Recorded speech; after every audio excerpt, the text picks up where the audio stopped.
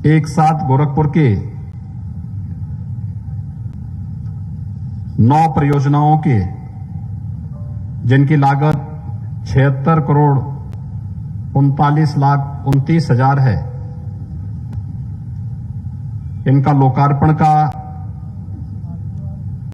और 16 परियोजनाओं जिनकी लागत 54 करोड़ 20,12,000 है, इनके शिलान्यास के आज के इस कार्यक्रम के अवसर पर मैं मंच पर उपस्थित अपने सभी जनप्रतिनिधियों को हृदय से इन कार्यों में रुचि लेने के लिए बधाई देता हूं और आप सबका भी हृदय से बधाई और देते हुए अभिनंदन करता हूं। ये विकास आप सबके लिए फलीभूत हो। इन विकास कार्यों के माध्यम से न केवल बुनियादी सुविधाओं बल्कि इन विकास योजनाओं के माध्यम से हम विकास की एक नई ऊंचाइयों को प्राप्त करते हुए आर्थिक समृद्धि को भी प्राप्त करेंगे। इस विश्वास के साथ मैं आप सबको हृदय से बधाई देता हूं, अपनी शुभकामनाएं देता हूं।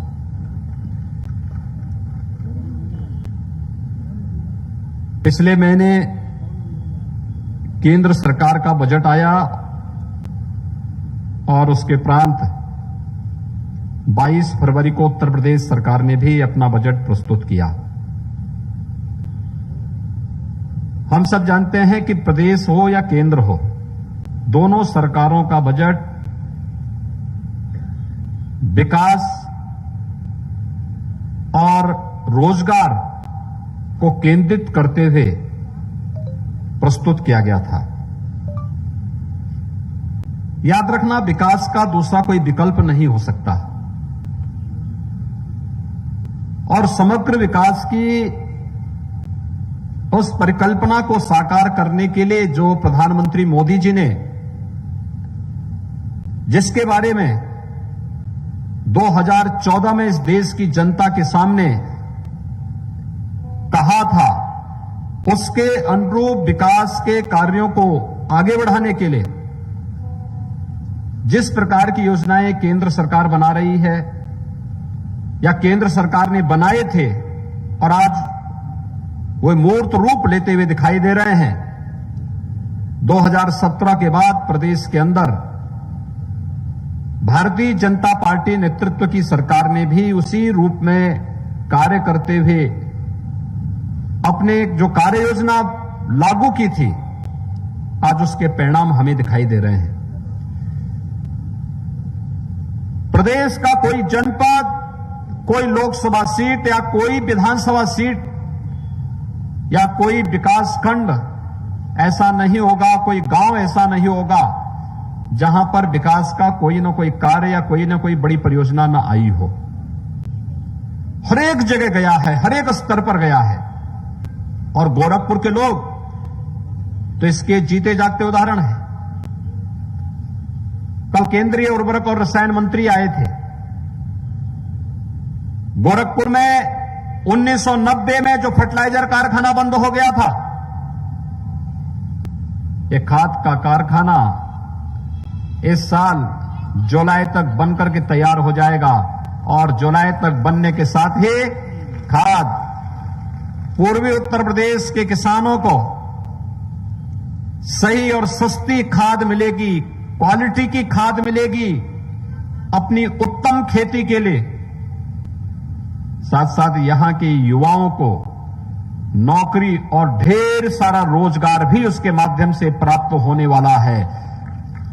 यानी जो कार्य पिछली सरकारों ने जिसे हताशा और निराशा में बदल दिया था, उसे आशा और विकास की एक नई बुलंदियों तक पहुंचाने के जिस संकल्प के साथ मोदी जी ने 2014 में देश की जनता के सामने वायदे किए थे, आज वो मूर्त रूप लेता जा रहा है। गोरखपुर का फर्टिलाइजर कारखाना इसी वर्ष जुलाई के बाद जब चलता हुआ दिखाई देगा, वहां से धुआं उड़ता हुआ दिखाई देगा, तो एक नए भारत की एक नई तस्वीर गोरखपुर भी उसके साथ जोड़ता हुआ दिखाई देगा। आप में से ज्यादातर लोग मेरे साथ सड़कों पर इंसेफ्लाइटिस के खिलाफ आंदोलन के साक्षी रहे हैं। वह भी सरकारें थी जिनके एजेंडे में गांव नहीं था, गरीब नहीं था, उपचार की सुविधा नहीं थी। याद करिए, गोरखपुर में बिजली नहीं मिलती थी। 3 घंटे 4 घंटे बामुश्किल बिजली, और शहरी क्षेत्र में बिजली न हो तो कल्पना कर लीजिए, आपका ये मोबाइल फोन किसी लायक नहीं, फिर बैटरी चार्ज नहीं होगी। और यही स्थिति रहती थी, हर व्यक्ति परेशान रहता था। हम सड़कों पे आंदोलन करते थे। इस देश के अंदर 2014 के पहले किस प्रकार की सरकारें काम कर रही थी, सहज अनुमान लगाया जा सकता है कि 1977 से लेकर के 2017 तक इंसेफ्लाइटिस से पूर्वी उत्तर प्रदेश और प्रदेश के 38 जनपदों में मासूम बच्चे मरते थे। हर वर्ष 1200 से 1500 बच्चों की मौत केवल गोरखपुर और बस्ती कमिश्नरी के अंदर होती थी, और शेष अन्य जनपदों को लेंगे तो इतनी ही मौतें अन्य क्षेत्रों में भी होती थी। कोई पुरसाहल नहीं था, कोई पूछने वाला नहीं था। ये बच्चे 90% बच्चे अल्पसंख्यक और दलित वर्ग से आते थे। इनके नाम पर राजनीति करने वाले, इन्हें वोट बैंक बनाने वाले लोग तब भी मौन रहते थे। ऐसा नहीं कि उनको शासन में आने का अवसर न मिला हो, उनको अवसर मिला था। हम आभारी हैं प्रधानमंत्री मोदी जी के। मैं एक बार गया, मैंने उनसे कहा, हमें गोरखपुर के लिए एम्स चाहिए 2014 में, और याद करिए 2016 में प्रधानमंत्री मोदी जी गोरखपुर में ही आए, उन्होंने एम्स का भी शिलान्यास किया। आज गोरखपुर में एम्स पूरी मजबूती के साथ खड़ा होता हुआ दिखाई दे रहा है। इस वर्ष के अंत में हम लोग एम्स का भी लोकार्पण करने जा रहे हैं। एम्स यानी विश्वस्तरीय स्वास्थ्य की बेहतरीन सुविधा का एक केंद्र, वो गोरखपुर को प्राप्त हो रहा है। लेकिन एम्स के बनने में 2, 3, 4 साल लगेंगे, 5 साल लगेंगे, ये हर व्यक्ति जानता था। उससे पहले प्रधानमंत्री मोदी जी ने गोरखपुर में बीआरडी मेडिकल कॉलेज में 7 नई सुपर स्पेशलिटी के लिए भी एक नया ब्लॉक स्वीकृत किया, और वह बनकर के तैयार हुआ। इस बार आपने देखा होगा, कोरोना के दौरान हमने उसी ब्लॉक को कोविड हॉस्पिटल बनाया था। बीआरडी मेडिकल कॉलेज में सामान्य उपचार चलेगा, और डेडिकेटेड कोविड हॉस्पिटल के लिए सुपर स्पेशलिटी ब्लॉक को हम लोगों ने लिया, और उसमें हम लोगों ने कोविड हॉस्पिटल बना करके गोरखपुर और पूर्वी उत्तर प्रदेश के लोगों को कोरोना कालखंड में कोरोना के उपचार के लिए एक बेहतरीन सेंटर दिया, जिसमें हर बेड पर वेंटिलेटर था, और वहां पर विशेषज्ञ चिकित्सकों की सेवाएं उन्हें उपलब्ध कराई जा रही थी। विकास, आज यहां पर सड़कें चौड़ी हो रही हैं, आज आपको बिजली मिल रही है, गांव गांव में सड़कें बन रही हैं, पुल बन रहे हैं, जल निकासी की समस्या का समाधान हो रहा है। शहर हो या गांव, अब यह आवश्यक नहीं कि किसी मंत्री, किसी सांसद, किसी विधायक या महापौर के ही घर की सड़क बनेगी।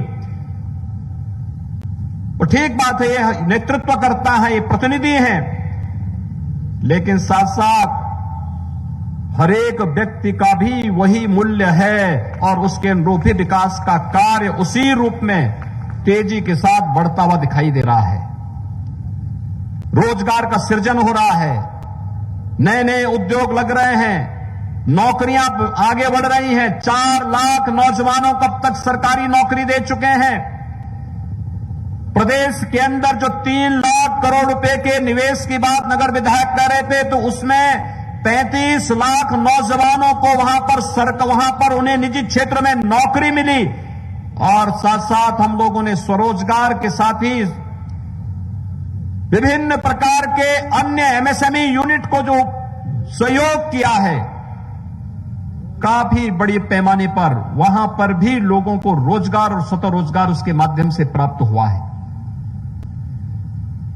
आज आप देख सकते हैं उत्तर प्रदेश के अंदर हर एक सेक्टर में, गोरखपुर में पहले एक वायु सेवा नहीं चल पाती थी, दिल्ली गोरखपुर के बीच में कभी आती थी, कभी बंद हो जाती थी, और आज 8 जगह के लिए गोरखपुर से वायु सेवा है। अगर किसी को गोरखपुर से मुंबई जाना है, हवाई सेवा है। कोलकाता जाना है, हवाई सेवा है। दिल्ली जाना है, सुबह से लेकर शाम तक वायु सेवा है। बेंगलोर के लिए है, हैदराबाद के लिए है। लगातार हर एक जगह को जोड़ने का काम तो हुआ ही है, लेकिन साथ साथ सड़कों की चौड़ीकरण का कार्य, अगर नेपाल जाना है, अब 1.5 घंटे में आप नेपाल पहुंच सकते हैं। पहले तो शहर के अंदर ही 1.5 घंटा लग जाता था। आज आप जाइए, एयरपोर्ट से निकलिए या रेलवे स्टेशन से निकलिए, नेपाल जाना है, 4 लेन की सड़क आपको उपलब्ध होगी। आपको मेडिकल कॉलेज होते हुए महाराजगंज जाना है, 4 लेन की सड़क आपको उपलब्ध होगी। कुशीनगर में अंतर्राष्ट्रीय एयरपोर्ट का निर्माण लगभग पूरा हो चुका है। बहुत शीघ्र हम लोग वहां पे अंतर्राष्ट्रीय विमान सेवा फिर वहां पे प्रारंभ करने जा रहे हैं। कोई सोचता था गोरखपुर और कुशीनगर में हमारे यहां सिंगापुर से, जापान से, श्रीलंका से या अन्य जगह से विमान आएंगे? हमारे लिए कल्पना थी। भगवान राम ही कभी आए थे पुष्पक विमान से अयोध्या, लेकिन अब तो प्रत्येक नागरिक भी विमान से श्रीलंका भी जा सकता है और सिंगापुर भी जा सकता है। कहीं की भी यात्रा आप गोरखपुर में बैठ करके गोरखपुर से ही कर सकते हैं, कुशीनगर से कर सकते हैं। ये विकास की वो सोच है जिसने विकास के साथ साथ रोजगार का भी सृजन किया है। हर एक स्तर पर विकास हो रहा है। ये जो सड़कें, जिन योजनाओं का लोकार्पण हुआ है, ये भी लोक कल्याण के लिए है, विकास के लिए है, और जिनका शिलान्यास हुआ है, ये भी उसी प्रक्रिया के साथ जुड़ती हुई दिखाई दे रही है। इसी महीने हम लोग गोरखपुर की जनता को चिड़ियाघर उपलब्ध करा रहे हैं। जू, शेर आ चुके हैं यहां।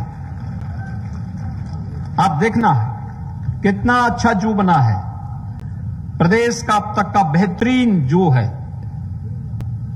यह मनोरंजन के साथ साथ ज्ञानवर्धन का भी एक माध्यम बनेगा।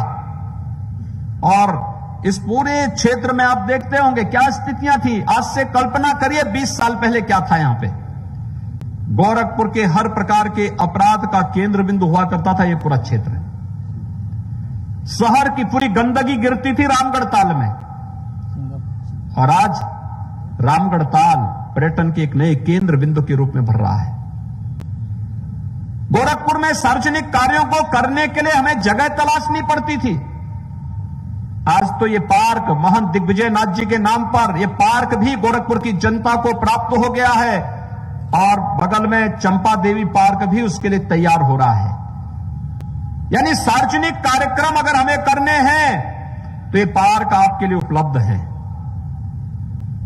इस पार्क के बीच अगर आपको लगता है कि संख्या कम है, 2000-2500 लोगों का कार्यक्रम करना है, हम लोग एक अत्याधुनिक प्रेक्षागृह भी इसी महीने गोरखपुर की जनता को समर्पित करने जा रहे हैं। यहां पर न केवल सार्वजनिक कार्यक्रमों के लिए बल्कि यहां के कलाकारों के लिए भी एक मंच हम उसके माध्यम से उपलब्ध करवाएंगे। हर एक स्तर पर आज आप जाइए राजघाट में। कभी हम लोग राजघाट को मानते थे शमशान घाट है, गंदगी रहती थी। कभी किसी व्यक्ति के अंतिम संस्कार के कार्यक्रम में वहां चले गए तो उसका मन खिन्न होता था। वहां गंदगी देख करके, धूल देख करके, गर्मियों में भयंकर गर्मी के बीच में कैसी खराब स्थिति होती थी। या बरसात में चले गए तो उस गंदगी में वहीं कीचड़ है, वहीं बदबू है, और वहीं पर हम अंतिम विदाई दे रहे हैं किसी व्यक्ति को। आज आप जाइए, कितना अच्छे अच्छे प्लेटफॉर्म बन चुके हैं। स्नान करना हो पवित्र राप्ती नदी में तो उसके लिए भी वहां व्यवस्था है, और वहां पर अन्य कार्यक्रमों के साथ, कर्मकांड के साथ जुड़ना है तो उसके लिए भी वहां उस प्रकार की सुविधा उपलब्ध हो चुकी है। ये विकास की सोच होती है। ये विकास पहचान बनती है किसी नगर की, किसी जनपद की, किसी क्षेत्र की, और यहीं से विकास की सोच को जब हम आगे बढ़ाते हैं तो लोगों की सोच में परिवर्तन होता है। आपने देखा होगा अभी स्ट्रीट वेंडर को पीएम स्वनिधि योजना के अंतर्गत उन्हें लोन उपलब्ध कराया गया, सस्ती दर पर लोन। और मुझे प्रसन्नता है कि डिजिटल पेमेंट के साथ उनको जोड़ने का कार्य हुआ है। डिजिटल पेमेंट के साथ जोड़ने पर उनको अतिरिक्त लाभ भी प्राप्त होगा। ये ट्रेनिंग साथ साथ चलनी चाहिए हर एक कार्य में। कल हम लोगों ने यहां पे लोन मेला लगाया था। लोन मेले के पीछे भी उद्देश्य था, छोटी पूंजी वाले के पास अगर कहीं पूंजी कम हो गई, बैंक उसकी सहायता के लिए खड़ा है। लेकिन हम प्रशिक्षण और उसको इस बात के लिए कि हमने पूंजी ली है, हम समय से इस पूंजी को जमा भी करेंगे। गोरखपुर से लखनऊ जाने के लिए पहले हमारे पास केवल एक मार्ग था, गोरखपुर से बस्ती होते हुए अयोध्या होते हुए। अब हम लोग एक नया मार्ग गोरखपुर एक्सप्रेसवे के माध्यम से दे रहे हैं। गोरखपुर अंबेडकर नगर और आजमगढ़ के बीच से पूर्वांचल एक्सप्रेसवे के माध्यम से लखनऊ आप जुड़ जाएंगे। यानी दूरी उतनी ही है जितनी दूरी गोरखपुर बाया बस्ती होते हुए है, दूरी उतनी ही पड़ेगी।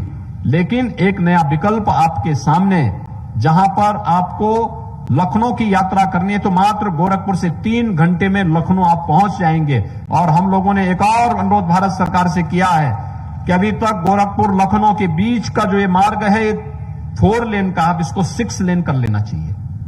अब ये 6 लेन का मार्ग बनने जा रहा है। गोरखपुर शहर के अंदर भी आपने देखा होगा कि मोहद्दीपुर से गोरखनाथ मंदिर होते हुए मानीराम जंगल कोड़िया का मार्ग 4 लेन बन रहा है। अब बरगदवा से भी स्पोर्ट्स कॉलेज होते हुए मोहद्दीपुर तक इसको हम 4 लेन बनाने जा रहे हैं। पैरलेगंज से नौसर तक 6 लेन का काम होने जा रहा है।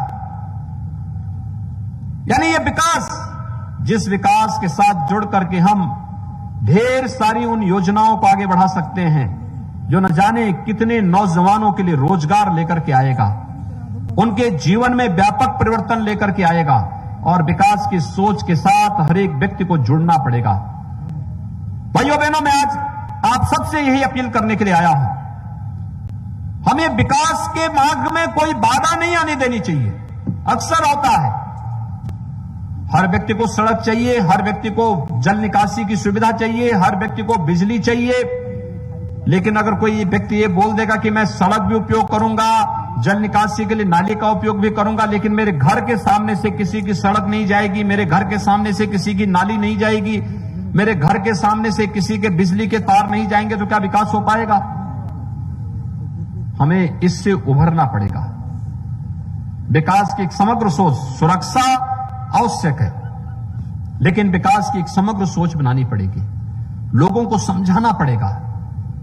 बड़े बड़े निवेश आ रहे हैं। गोरखपुर में एक नया प्लास्टिक पार्क हम लेकर के आ रहे हैं। आप सोचना, लगभग 100 के आसपास उद्योग लगेंगे उसमें भी। 25,000 से अधिक युवाओं के लिए रोजगार लेकर और नौकरी लेकर के आ रहा है वो अभी। ये पार्क का मतलब ऐसे पार्क नहीं जहां पर आप लोग, यानी जहां पर प्लास्टिक से जुड़े हुए हर उत्पाद का वहां पर प्रोडक्शन होगा, उसके निर्माण की कार्रवाई उसके साथ जुड़ेगी, उसकी वहां पे डिजाइनिंग भी होगी, वहां पर उसके बारे में कौन सी नई तकनीक दुनिया के अंदर आई है, उस तकनीक के साथ जुड़ करके कौन कौन सी चीजें प्लास्टिक से बनाई जा सकती हैं। अभी हाल ही में आपने देखा होगा कि आदरणीय प्रधानमंत्री जी ने टॉय फेस्टिवल का उद्घाटन किया था। आज तो प्लास्टिक भी टॉय फेस्टिवल का एक पार्ट बन चुका है। प्लास्टिक स्वयं भी उस क्षेत्र में एक नई क्रांति ला सकता है। कैरी बैग को छोड़ करके बाकी घर के बर्तन से लेकर के कौन सा ऐसा सामान है जिस प्लास्टिक से न बनता हो।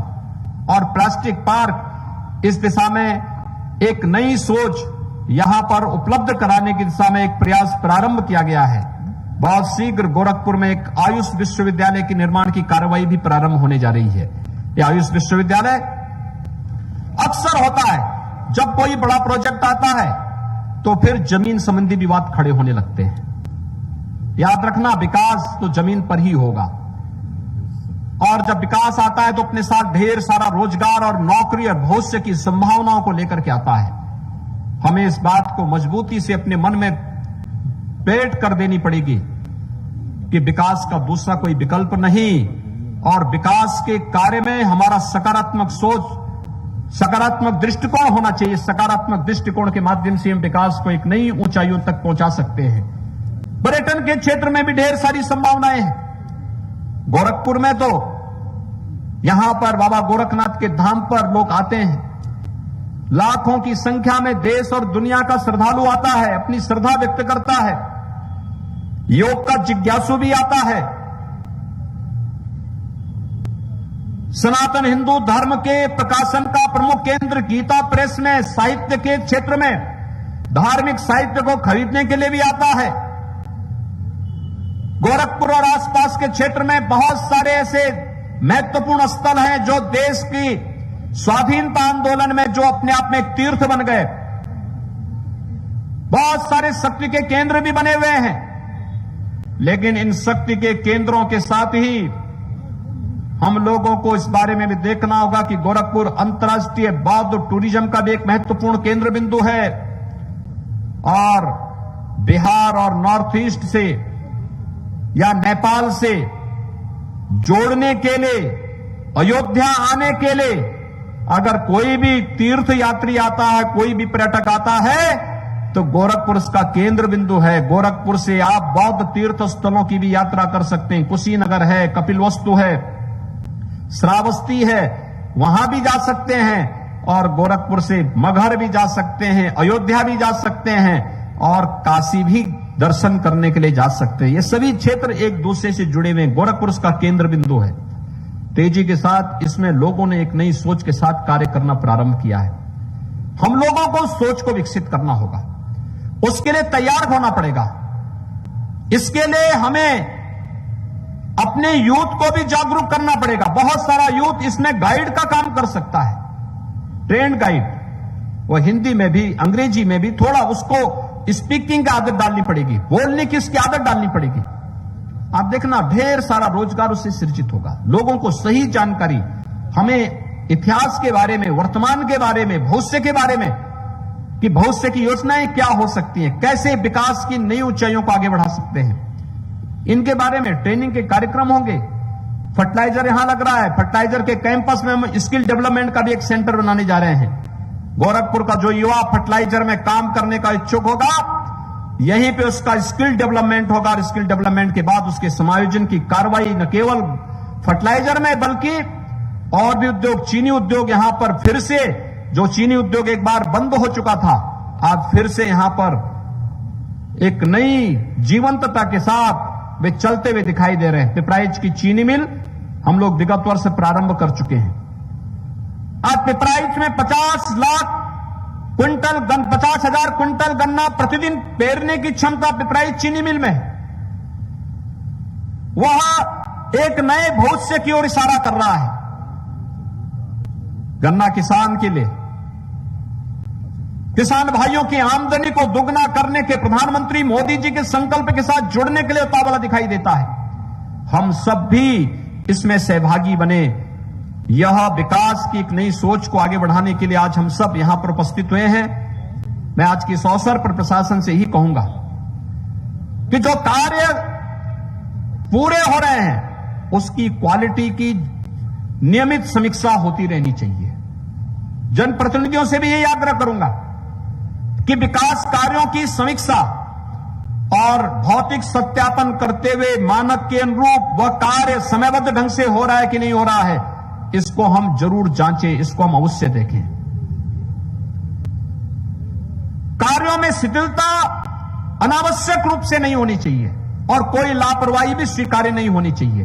अगर कोई कार्यदायी संस्था या कहीं पर कोई कॉन्ट्रैक्टर या कोई भी अन्य व्यक्ति कार्य को समयबद्ध ढंग से आगे नहीं बढ़ा रहा तो उसको 3 बार कम से कम चेतावनी दे दीजिए और नहीं करता है तो कार्रवाई करते हुए उस कार्य के मार्ग में बाधा नहीं आनी चाहिए। किसी पब्लिक के नागरिक, आम नागरिक को इसके कारण परेशान नहीं होना चाहिए, यह हम सुनिश्चित करवा लें। महिलाओं के कल्याण और उनकी सुरक्षा के लिए चलाई जाने वाली योजनाओं को हम समयबद्ध ढंग से आगे बढ़ाएं। 8 मार्च को अंतर्राष्ट्रीय महिला दिवस है।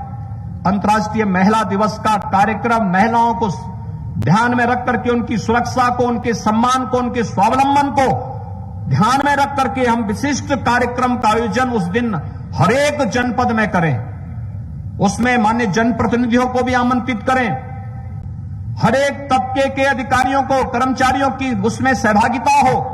प्रयास होना चाहिए कि मंच का संचालन से लेकर के कार्यक्रमों को आगे बढ़ाने की जिम्मेदारी महिलाओं के ऊपर ही दी जाए। आज प्रदेश के अंदर हम लोगों ने कोटे की दुकान अब जो भी खाली होगी वो महिला स्वयंसेवी समूह को ही देने का निर्णय सरकार ने किया है और ये बहुत अच्छा काम कर रही है। हम लोगों ने एक और निर्णय किया है, जो बाल पुष्टाहार था यह भी अब हम लोगों ने महिला स्वयंसेवी समूह के जिम्मे देना प्रारंभ कर दिया है कि यही अब उसको वितरण करने का काम करेंगे, क्योंकि ये बाल पुष्टाहार समय से सही जगह अगर पहुंच जाए तो हम कुपोषण की समस्या का समाधान भी कर सकते हैं और कुपोषण की समस्या के समाधान के साथ साथ शिशु मृत्यु दर को और मातृ मृत्यु दर को नियंत्रित करने में हमें सफलता प्राप्त हो सकती है। हमें देखना चाहिए कहीं भी कोई किसी बालिका के साथ, किसी महिला के सामने सुरक्षा का संकट नहीं होना चाहिए। यह भाव आना चाहिए जो भारतीय सोच रही है। वह भाव था गांव की बेटी सबकी बेटी, गांव की बहन सबकी बहन। यह भाव गांव की बेटी है तो सबकी बेटी होनी चाहिए, यह भाव आना चाहिए, यह संस्कार आना चाहिए। ये चीजें अगर हम पैदा कर सकेंगे बहुत बड़ा कार्य हो सकता है, समाज में सुरक्षा का एक भाव होगा। मैं आपको इस बात के लिए आश्वस्त कर सकता हूं कि प्रदेश के अंदर संगठित अपराध पूरी तरह समाप्त हुआ है और कहीं भी कोई अपराधी और कोई माफिया सिर नहीं उठा सकता, किसी गरीब की, किसी व्यापारी की संपत्ति पे कब्जा नहीं कर सकता है। और अगर करता है तो हमने प्रशासन को इस बात की खुली छूट दी है कि पूरी सख्ती के साथ ऐसे तत्वों से निपटने की आवश्यकता है। लेकिन जो अपराध अभी भी इस प्रकार का है, जो एक सोच, विकृत सोच पाश्चात्य संस्कृति के कारण पैदा हुआ है, इस विकृत सोच को भी सुधारने की जिम्मेदारी सरकार के साथ साथ समाज को भी लेनी पड़ेगी। और समाज का मैं आह्वान करूंगा, सरकार आपके साथ मिलकर के हर प्रकार से सहयोगी बनना चाहता है। इस अभियान के साथ हम लोगों ने एंटी रोमियो स्क्वाड का गठन इसी उद्देश्य से किया था। हम लोगों ने मिशन शक्ति के पहले चरण का कार्यक्रम इसी उद्देश्य से प्रारंभ किया था। हर थाने में महिला हेल्प डेस्क की स्थापना इसी उद्देश्य से की थी। हर तहसील में महिला हेल्प डेस्क की स्थापना इसी उद्देश्य से की है। और अभी 8 मार्च को भी विभिन्न प्रकार की कार्यक्रमों को, विभिन्न प्रकार की कार्य योजनाओं को हम आगे बढ़ाने जा रहे हैं। लेकिन हम भी इस व्यवस्था के साथ जुड़े, जागरूकता आवश्यक है, सुरक्षा का बोध हर एक स्तर पर आवश्यक है और सामान्य संस्कार और शिष्टाचार का पालन भी इसके लिए आवश्यक है। इसके साथ अगर हम सब जुड़ जाएंगे बहुत बड़ा कार्य हो सकता है। और अगर आधी आबादी के मन में सुरक्षा का बोध हो गया, जो संगठित अपराध को समाप्त करके किया गया, लेकिन अभी भी जो थोड़ी बहुत शिकायतें आती हैं, घटनाएं घटित होती हैं, अगर समाज जागरूक हो जाएगा तो फिर बोलना ही क्या है, तब तो फिर समाज में कहीं कोई किसी प्रकार की समस्या नहीं आने वाली है। और भाइयों बहनों, हमें इसके लिए तैयार होना होगा।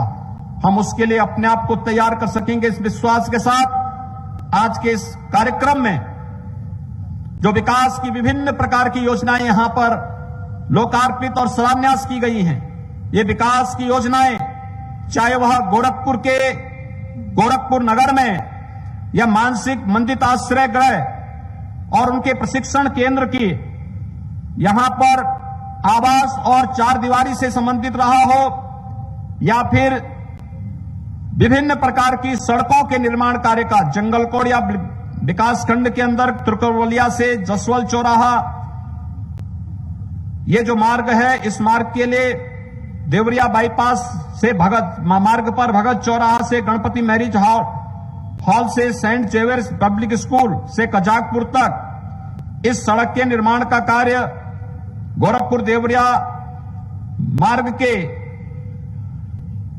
मार्ग में भी सुधार का कार्य हुआ है। कैंपियरगंज में लोहरपुरवा ठाकुर नगर बीएमसीटी मार्ग के चौड़ीकरण सुदृढ़ीकरण का कार्य है। केंद्रीय सड़क निधि में भटट में माघी बासस्थान मार्ग का है। ब्रह्मपुर विकास खंड में चौरी चौरा और मार्ग का चौड़ीकरण सुदृढ़ीकरण का कार्य है। महवा ट्रांसपोर्ट नगर पुलिस चौकी के पीछे यहां पर जो वेंडिंग जोन नगर निगम की ओर से स्ट्रीट वेंडर के लिए बना है, हरिओम नगर में भी और ट्रांसपोर्ट नगर में भी, महवा में भी ये कार्य बहुत अच्छा है। स्ट्रीट वेंडर को व्यवस्थित पुनर्वास करने की दिशा में इसकी बहुत बड़ी भूमिका हो सकती है और मैं प्रशासन से कहूंगा कि हम लोग इसके बारे में अभी से कार्य योजना तैयार करें। हम लोगों ने बजट में इस बार हर न्याय पंचायत स्तर पर अतिरिक्त गौ आश्रय स्थल बनाने के लिए भी पैसे की व्यवस्था की है और इसकी कार्य योजना अभी से न्याय पंचायत स्तर पर प्रारंभ हो और एनजीओ को उसके साथ जोड़ने की तैयारी करनी चाहिए। किसी न किसी स्वयंसेवी समूह को उसके साथ जोड़ना चाहिए।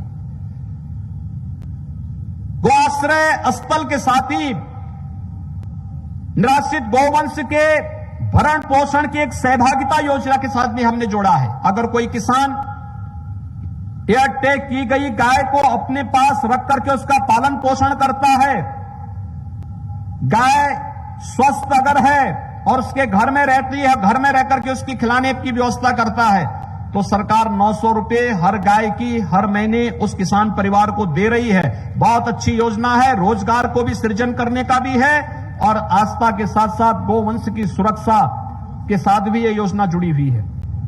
कुपोषित परिवारों को भी हम लोगों ने व्यवस्था की है कि निराश्रित गौ आश्रय स्थल से ऐसे परिवारों को एक एक दूध देने वाली गाय उपलब्ध करवाएं और इसमें भी लगभग 1200 से अधिक परिवारों को अब तक ये सुविधा हम लोगों ने प्रदेश के अंदर उपलब्ध कराई है और मैं चाहूंगा कि इस पे हम ध्यान दे देंगे तो बहुत सारे कुपोषित परिवार को बेहतरीन सुविधा उपलब्ध हो सकती है। ये सभी कार्य प्रदेश के अंदर आज हम लोग उपलब्ध करा रहे हैं। आज के इस अवसर पर यहां पर जो विभिन्न प्रकार की विकास योजनाओं के सड़क के निर्माण कार्य हैं, तमाम अन्य स्मारकों के सुंदरीकरण के कार्य भी हैं, स्ट्रीट वेंडर के बारे में जो योजना बनाई है, जैसे गोरखपुर शहर के अंदर कुछ बनी है, हमारा प्रयास होना चाहिए कि उनका व्यवस्थित पुनर्वास करने के साथ ही सड़कों को अतिक्रमण से मुक्त करने के कार्यक्रम के साथ हमें उसे जोड़ना चाहिए। नगर पंचायतों में भी इसको ले जाना चाहिए। हमारे नगर आवागमन के लिए, सामान्य नागरिक के आवागमन में कोई बाधा न पहुंचे, इस दृष्टि से हमें उसको एक नई दिशा में, एक नई सोच के साथ आगे बढ़ाना चाहिए। अन्यथा शहरी जीवन अगर जाम से, वास्तव में प्रतिदिन अगर जाम होने लग जाएगा तो विकास को बाधित कर देगा, कोई फिर वहां नहीं जाएगा। हमें उससे हर हाल में उसे बचाना पड़ेगा और ये पीएम स्ट्रीट वेंडर इसमें बहुत बड़ी भूमिका का निर्वहन कर सकता है। आज के इस अवसर पर एक बार फिर से मैं यहां पर उपस्थित मंच के अपने सभी जनप्रतिनिधियों को विकास कार्यों में रुचि लेने के लिए हृदय से उन सबका अभिनंदन करता हूं। आप सभी को हृदय से बधाई देता हूं और विश्वास व्यक्त करता हूं कि हम कोविड-19 से जिस मजबूती के साथ लड़े हैं, कोरोना का वैक्सीन आ चुका है, आम नागरिकों को वैक्सीन लगना प्रारंभ हो गया है। 60 साल से ऊपर के लोगों को यह वैक्सीन अभी से लगना प्रारंभ हो चुका है। जो लोग विभिन्न प्रकार की बीमारियों से ग्रसित हैं, उनके लिए भी वैक्सीन उपलब्ध है। अपनी अपनी बारी का इंतजार करिए। हमारे जनप्रतिनिधिगण, हमारे पदाधिकारीगण आपकी सेवा में सदैव तत्पर होकर के वैक्सीन की उपलब्धता और वैक्सीन समय पे सभी लोगों को लग सके, इसके लिए तत्पर होकर के कार्य करेंगे। मैं एक बार फिर से आज के इस अवसर पर आप सबको विकास की इन योजनाओं के प्रति हृदय से बधाई देता हूं, अपनी शुभकामनाएं देता हूं और विश्वास व्यक्त करता हूं कि विकास कार्यों में आप सबका यही रचनात्मक सहयोग सदैव प्राप्त होगा। आप सबके प्रति मेरी शुभकामनाएं। धन्यवाद। जय हिंद।